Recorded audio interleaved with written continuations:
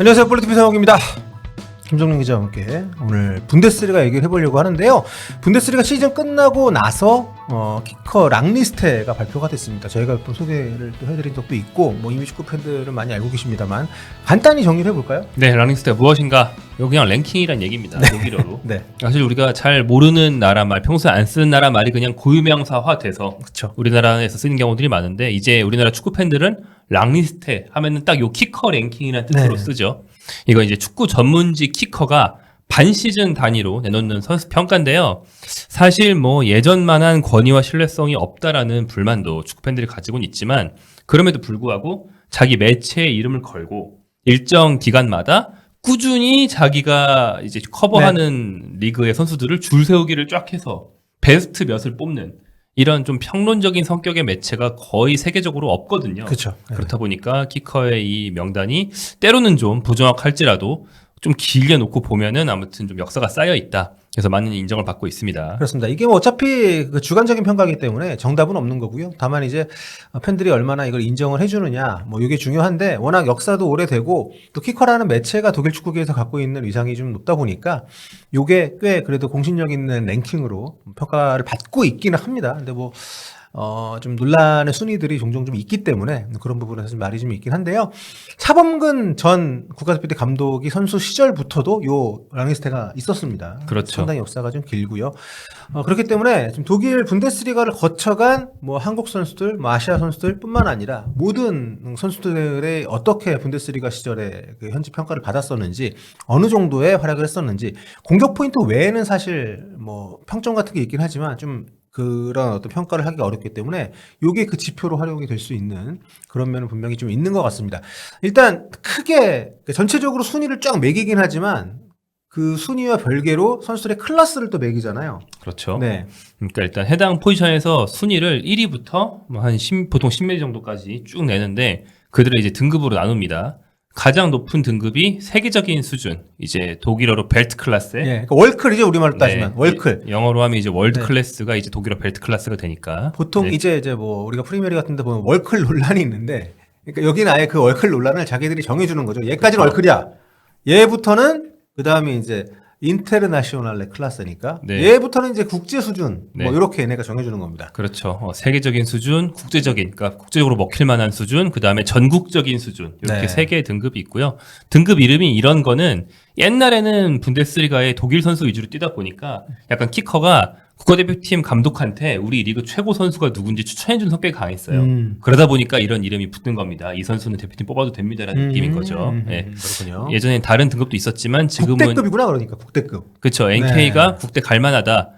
IK가 국대 가면은 세계적으로 먹힌다. WK는 월드컵 가도 먹힌다. 어디 가든 얘는 주전이다. 이런 느낌인 거고요. 그 예전엔 다른 것도 있었지만 지금 이렇게 세 개가 있습니다. 여기 들지 못하는 선수의 순위까지는 언급하지 않고요. 네. 자, 그래서 2024-25 시즌 이제 하반기 키커 랑리스트가 발표가 되는데, 좀 그래도 여기가 좀 짜긴 한데, 물론 가끔씩 이상하게 후할 때도 있지만, 이번에 월클이 한 명도 없네요. 네, 2010년대 들어서 특히 월드컵 우승하고 그러면서 국뽕에 차가지고 WK 남발해서 많은 논란이 됐었는데 이번에는 없습니다. 모든 포지션에 아예 없고요. IK가 그러니까 인터내셔널 클래스가 20명, 그 다음에 NK가 59명 이만큼 있고 WK는 아예 없습니다. 네, 전체 선수 가운데 상위 89명한테만 이렇게 랭킹을 매겼다 보시면 되겠고, 포지션별로 나눠서 순위를 매깁니다. 골키퍼, 센터백, 풀백, 수미, 공미, 윙어, 스트라이커 이런 식으로 세분화를 해서 정리를 하고요.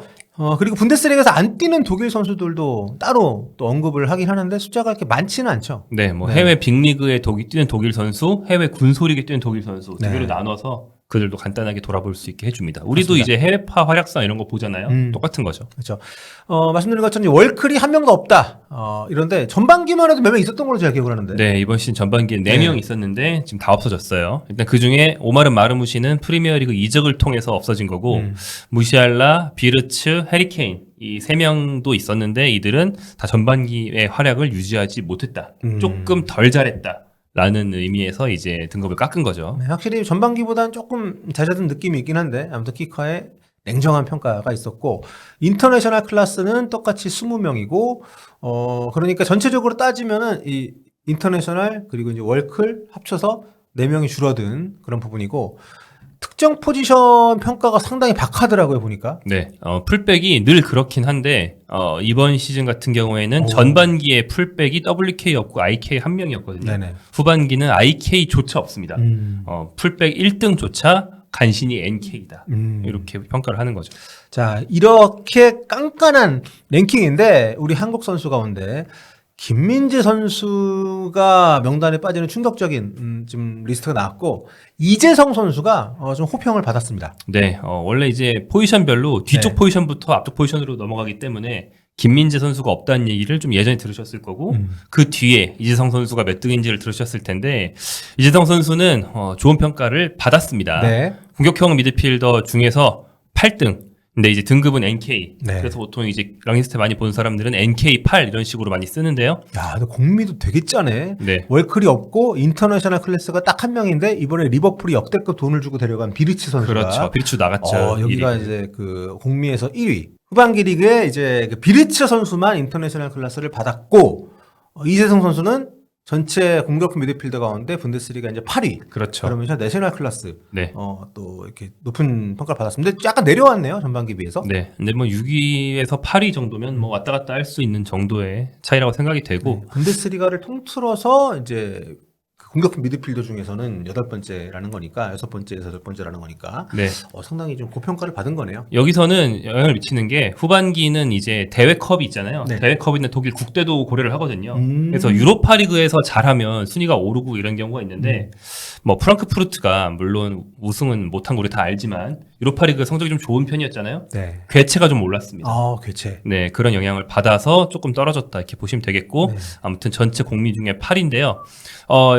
위보다도 아래가 좀 눈에 띄는 게 이재성 바로 뒤가 사비 시몬스입니다. 시몬스, 크라마리치 이런 네. 선수들 밑에 지금 깔고 있네요. 사비 시몬스는 지금 뭐 전 세계 공미 좀 유망주 선인 나이 중에서 거의 비르츠 무샬라 바로 다음 전 세계 공미 유망주에서 한 손가락 안에 한 손 안에 드는 정도의 유망주거든요. 그렇죠. 근데 그런 선수보다 위에 있다는 게 이번 후반기 경기력이 얼마나 좋았는지 알 수 있는 부분이죠. 그렇습니다. 뭐 사실 그 이승 선수는 유럽 대가 이 팀이 안 나가는 팀이었기 때문에 평가를 받는 게 오로지 뭐 리그에 집중이 돼 그렇죠. 있었음에도 불구하고 상당히 호평을 받았고 근데 마인츠가 이번 시즌 잘했잖아요. 그렇죠. 시즌 6위 하면서 다음 시즌 유럽 대에 나가게 됐는데 그래서인지 마인츠 선수들이 대체로 좀 좋은 평가를 받은 것 같습니다. 네, 마인츠 전반적으로 좋은 평가받은 선수 굉장히 많고요. 네. 이재성이 이제 7골 6도움을 기록했고 파트너 공격형 미드필더가 네벨인데 네벨이 10골 4도움을 기록했어요. 이 둘이 조합이 좋았죠. 네벨이 더 어리고 드리블 많이 치는 선수고 이재성이 조금 더 나이 많고 노련하고 수비가담 많이 하고 그렇다 보니까 둘 다 NK에 들었고요. 네벨이 이재성보다 순위가 높긴 합니다. 네. 이건 또 화려한 선수고 득점을 많이 하는 선수니까 뭐 어떻게 보면 좀 자연스러운 일이라고 볼 수 있겠고 그 둘을 받쳐주는 수비형 미드필더 2명 사노 가이슈와 이제 아미리 선수는 심지어는 IK까지 들면서 이 3-4-2-1 포메이션을 쓰는 마인츠의 중원 4명이 네. 전부 다 IK, NK에 들었다는 거죠. 네. 그 수비형 미드필더가 그 인터내셔널 클래스가 4명이나 이번에 그 분데스리가 통틀어서 나오긴 했는데 그 중에 2명이 네, 무려 2명. 마인츠 선수, 나머지 2명은 이제 키미히하고 슈틸러. 네. 네, 이 두 선수가 받았을 정도니까 아무튼 마인츠 중원이 굉장히 높은 평가를 받았다고 할 수 있는데 이번에 그 사비 시몬스가 보니까 10골 7도움 굉장히 공격 포인트를 많이 기록을 했는데 이재성 선수가 더 높은 평가를 받았다 이렇게 보시면 되겠습니다. 분명히 뭐 이 그 랑리스트에서도 한국 선수로는 가장 높은 평가를 당연히 받았고 이걸 떠나서 대표팀에 와서도 상당히 잘해주고 있잖아요. 우리가 이재성 선수가 워낙 좀 조용조용한 스타일이고 자기를 내세우는 스타일이 아니어가지고 좀 뭐라고 해야 되나 고평가를 덜 받는 느낌이 좀 있는데 요즘 많이 쓰는 말로 스타성이 좀 없다. 그런 스타일이죠. 언성 히어로 스타일. 본인이 그걸 굳이 원하지 않는. 네. 그래서 좀 보니까 지난 1년 동안 활약이 정말 뭐 엄청났더라고요. 맞습니다. 뭐 일단 뭐 리그에서의 활약 말씀드린 것처럼 7골 6도움에 NK 6등 8등 이걸로 이제 분데스리가에서 거의 뭐 최상위권의 공격형 미드필더라는 걸 보여준 거고요. 그리고 대표팀도 생각해보면 2차, 3차 예선 합쳐서 전 경기 출장한 선수가 이상 한 명이고 3차 예선은 전 경기 출장한 게 설령우와 더불어서 둘뿐이고 네, 뭐 이 정도로 많이 뛰면서 3차 예선 최다 공격 포인트도 했었죠. 네. 지난번 영상에서 말씀드린 것처럼 그 정도로 잘해주는데 계속 얘기하는 것처럼 그거에 비해서는 주목도가 좀 낮다는 거예요. 네. 사실 요즘 축구 팬들 눈이 많이 높아져가지고 네. 뭐 바이언, 파리 생제르맹 막 우리가 이러고 있는데 네. 그렇죠. 몇 년 전만 해도 이지성 정도 잘하는 선수 한 명 있으면 1년 내내 그 얘기만 할 정도의 활약을 분명히 해줬다. 네. 근데 올 시즌 또 이제 손흥민 선수가 유로파리그 우승을 하고 이강인 선수가 또 챔피언스리그 우승을 했기 때문에 상대적으로 뭐 팀의 인지도나 이런 것도 영향을 좀 미쳤던 것 같고 하지만 이재성 선수가 그래도 키커 랑리스트에게 합당한 평가를 받았다고 한다면 김민재 선수는 좀 아쉽긴 합니다. 물론 뭐 실수가 있었고 뭐 안 좋은 평을 내릴 수는 있는데 야 여기에도 아예 못 들 정도인가요? 어떻게 보십니까? 저는 조금 짜다라고 생각합니다. 그러니까 사실 김민재만 떼놓고 생각해보면 네. 못 들 수도 있지, 뭐 그럴 수도 있지 생각하는데 그 생각하고 이제 센터백 순위를 보면은 이제 우퍼메카노랑 다이어가 좀 상위권에 있단 말이에요. 예, 다이어보다 못하다는 평가를 받은 거고요. 저걸 보면서 약간 네. 기분이 아니고 이건 아닌데라는 생각이 딱 들기 시작하는 거죠. 네. 인터내셔널 클래스가 이제 하나, 둘, 셋, 넷, 5명입니다. 슐러터백, 조나단 타, 코흐, 긴터, 인카피에 이렇게고 내셔널 클래스에 이제 많은 선수들이 이름을 올렸는데 좀 제가 쭉 한번 말씀을 드려볼게요. 뭐 프리델, 우퍼메카노, 다이어는 좀 의외인데 그리고 엠네잔, 그리고 뭐 안톤 이런 선수들, 뭐 오르반 쭉 있는데 뭐 좋은 선수들인데 솔직히 이 선수들이 무리해도 못 들어가나? 전혀 그렇게 생각 안 하거든요. 네. 네, 뭐 제 생각이 중요한 건 아니지만. 그렇죠. 네. 뭐 몇 가지 이유를 생각해 볼 수 있겠는데 키커가 이제 오히려 들었다가 못 든 선수들에 대해서 네. 해명문 같은 해설문 같은 걸 넣기도 하는데 뭐 부상으로 인해서 전반기 폼이 아니었다. 전반기는 IK였으니까. 네네. 그러네. 아예 IK였네 전반기 네. 때도. 그러니까 전반기 IK였다가 후반기 아예 못 든 이런 선수들에 대해 설명을 써놔요. 전반기엔 IK였는데 그 폼을 유지하지 못했다. 그 다음에 부상으로 좀 빠졌다. 뭐 이런 이유들을 썼는데 부상으로 빠진 건 결정적이진 않고요. 키커는 그 기준 경기 수만 충족하면은 똑같이 평가하기 때문에 결국에는 부상 여파, 아킬레스건 여파로 경기력이 하락했다라는 얘기입니다. 하락한 게 맞지만 저는 그럼에도 불구하고 하락한 수준의 김민재 역시 분데스리가에서 저 NK 들 정도의 실력은 된다라고 생각하는데 두 가지 정도의 요인으로 좀 짜게 주지 않았나. 첫 번째는 종종 얘기하지만 약간 심정적인 예술 점수가 있다. 어킬레스건이 안 좋아가지고 간신히 뛰고 있으면은 힘들어 보이잖아요. 그럼 점수를 깎습니다. 농담 아니고 진짜로 사람 기분이란 게 있잖아요. 보기에 이렇게 예술적이고 무한 플레이를 못하니까. 둘째는 저는 이거 완전 엇가라고 생각하는데 뭐 인테르를 상대한 챔스 탈락 같은 주요 경기에서 솔직히 딴 거 몰라도 그 경기는 솔직히 평가 이해가 안 가더라고. 그쵸. 네. 실점의 지분을 김민재한테 너무 많이 주고 있는데 그러니까. 아니 자기들이 한국 사람도 아니고 김민재만 왜 보고 있는 거냐 이거죠. 그게 공동의 연대 책임으로 나온 실점이지 김민재 혼자 자빠져준 않은 실점들이 아닌데 너 김민재 잘못 계속 이러고 있잖아요. 그 두 가지의 약간 억가로 인해서 더 깎이지 않았나. 저도 이제 IK는 아니라고 생각하지만 저 수많은 NK는 들 수 있었다. 네. 뭐 큰 경기 때 한번 삐끗한 게 오래 가긴 하더라고요. 요 키커 랑리스트가 바이에른 담당자가 점수를 줄 테죠 아마도. 우파메카노 같은 경우도 사실 그 전에 그 IK에다가 확 나간 적이 있잖아요. 네, 챔피언스리그 많이 실수하고 나서 그러니까 그런 것처럼 좀 영향이 있는 것 같은데 아무튼 그게 좀 반영이 좀 됐다. 그러니까 이게 뭐 어차피 주관적인 랭킹이기 때문에 이게 뭐 옳다 정답은 이건데 왜 틀렸냐 이게 아니라 저희와 생각이 다르다는 얘기를 좀 하는 거고요. 아무튼 김민재 선수가 랑리스트에 이번에 빠지긴 했습니다만 한국 선수들 특히 이제 이재성 선수가 높은 순위를 받았다는 거 말씀을 드리면서 저희가 이제 한국인 선수들 과거에 어땠는지 저희가 살펴봤는데 김종현 기자가 이재성이 이대로 가면 정말 왕년의 그 차범급으로 많이 들지 않겠냐 이런 얘기를 하셨어요. 네. 근데 차붐을 따라잡는 건 이미 불가능하고요. 네. 차붐은 분데스리가에 좀 늦게 진입하셨는데도 불구하고 가자마자 네. WK를 일단 받고 그렇죠. 시작한 그런 레전드이기 때문에 진짜 특이합니다. 이건 못 따라갑니다. 10년 동안 하니까 이제 20번 네. 가까이 이제 들 그렇죠. 수 있는 기회가 20번. 있는 것인데 20번의 기회 중에서 17회 선정이 됐고 누락된 게 3번밖에 없어요. 그 17회 중에서 WK가 1번, IK가 4번. 그리고 뭐 NK 지금은 없어진 뭐 B 등급 같은 거 합쳐가지고 12번인데 진짜 뭐 말도 안 되는 네. 뭐 그런 횟수입니다. 그렇습니다. 김민재 선수가 이제 사범 이후로는 유일하게 인터내셔널 클래스를 한번 받았었고요. 그다음에 이승 선수가 통산 5번째 내셔널 클래스. 손흥민 선수는 이제 함부르크 레버쿠젠 좀 아직 스텝업하기 전에 분데스리가 있었기 때문에 이제 내셔널 클래스 2번 받았었고요. 구자철, 박주호, 이영표, 지동원 이런 선수들도 이제 언급이 됐었던 랑리스트였습니다.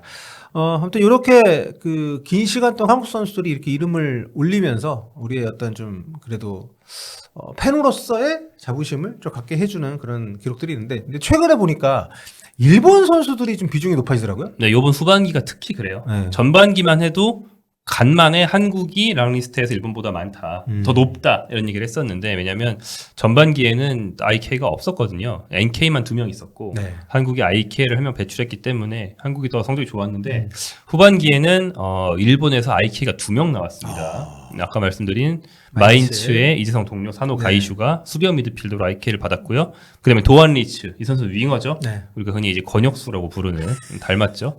네, 권혁수 선수가 윙어로서 IK를 받으면서 2명 나왔어요. 뭐 분데스리가 워낙 많이 있기도 있습니다. 일본 선수들이 이렇게 또 좋은 평가를 받고 있다는 거, 좀 경쟁 의식을 갖게 하는 그런 부분이 같습니다. 자, 팀별로도 간단히 정리를 좀 해볼까요? 네, 뭐 레버쿠젠을 원체 요즘 키커가 좋아합니다. 네. 왜냐하면 경기 내용이 좀 깔끔하고 좀 멋있게 이기는 경우가 많다 보니까 같은 성적일 경우에도 많이 좋게 주는 경우가 있어요. 약간 좀 가중치를 좀 네. 주는군요. 네. 오늘 경기 아주 경기력 좋았다. 그러니까 경기력 좋았다는 말이 꼭 이기는 걸로 이어지지 않을 때도 있잖아요. 네네. 레버쿠젠은 경기력 좋았다가 많이 나오는 거죠. 그래서 IK가 가장 많습니다. 4명이고요. 도르트문트, 바이에른뮌헨 3명씩, 마이츠는 말씀드린 대로 2명, 네. 프랑크푸르트, 프라이부르크 2명 등이 있는데, 마인츠는 IK 2명에 NK 6명 합쳐서 8명이나 이 순위에 들면서 베스트 11이 11명인데 그중에 8명이면 엄청 많은 거잖아요. 네. 좋은 팀이었다는 걸 보여줬고요. 바이에른은 전반기에 WK와 IK 합쳐서 6명이었던 거에 비하면 3명으로 반토막이 났습니다. 이게 좀, 그러니까 특히 그런 경향이 있는 것 같아요. 그러니까 바이에른 너네는 바이에른 미넨이니까 어느 정도 이상을 해야 돼라는 그런 게 있는 것 같고, 마인츠나 레버쿠젠 같은 경우는 상대적으로 조금 좀 너네는 이 정도면 너네에 비해서 잘하는 거야, 뭐 이렇게 주는 느낌이 좀 있지 않나, 이런 생각이 좀 듭니다. 이번에 좀 특이한 부분은 뭐가 있을까요, 랑리스트에서? J리거가 들어갔다는 거죠. J리그에서 네. 뛰고 있는 네.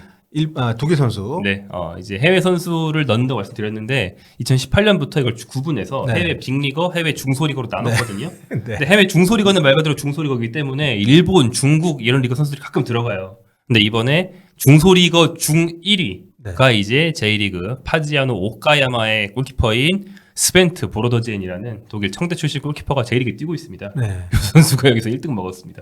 이거 되게 특이하네요. J리그를 다 보나? 그러진 않겠죠. 네. 그냥 스텝 보고 하겠죠. 중소리까지 가면. 우리가 그래도 딱 글로벌하게 보고 있다, 뭐 이런 걸 과시하는 그런 건가? 그러니까 이거 좀 부정확하겠죠. 네. 중소리그가 엄청 범위가 넓어서 네. 뭐 잉글랜드 2부, 벨기에 리그, 튀르키예 리그 이런 거 다 합쳐가지고 J리그 뭐 중국 슈퍼리그까지 들어가는 거거든요. 그걸 다 볼 수는 없으니까 좀 부정확하긴 하겠죠. 그러니까 저도 예전에는 이 키커 랑리스트에 대한 막연한 어떤 동경과 그 신뢰가 있었거든요. 또 한국에서 이런 거 해보고 싶잖아요. 네. 약간 매체에 몸담고 있는 입장에서. 예전에 제가 잡지할 때 선수는 아니지만 막 한국 축구 파워랭킹 이런 건 해봤었거든요. 파워랭킹. 예. 네. 근데 우리나라 정서상 경기 평점 매기는 것도 사실 기명으로 하는 걸 되게 부담스러워하는 환경이다 보니까 우린 이런 게 없기도 해서 좀 대단하다 이렇게 했었는데, 요즘 볼수록 뭐 여기도 그냥 재미삼아 하는 거구나. 그냥 뭐 물론 좋은 평가를 받으면 기분 좋지만 좋은 평가가 아니라고 해서 딱히 기분 나빠는 안 해도 된다. 그럼요. 이렇게 네. 생각이 좀 바뀐 것 같습니다. 네. 그리고 이제 우리는 전 경기장에 다 현장 기자 보낸다라는 자부심으로 하는 면도 있는 거예요. 안 그러고 뭐 이번 라운드에 9경기 열리는데 5경기 현장하고 4경기는 중계로 본다? 네. 그럼 이런 거 못 하거든요. 그쵸. 네. 부럽네요. 우리는 기자 숫자도 적지만 전경기를 가서 한다는 가치가 좀 부럽긴 한데, 아무튼 여러분 키커 랑리스트는 재미삼아서 참고삼아 보시면 될 것 같고요. 이재성 선수가 굉장히 좋은 시즌을 보냈고 그에 걸맞는 호평을 받았다는 소식을 저희가 주어로 해서 이번에 또 키커 랑리스트의 24-25 시즌 후반기 분석 한번 해봤습니다.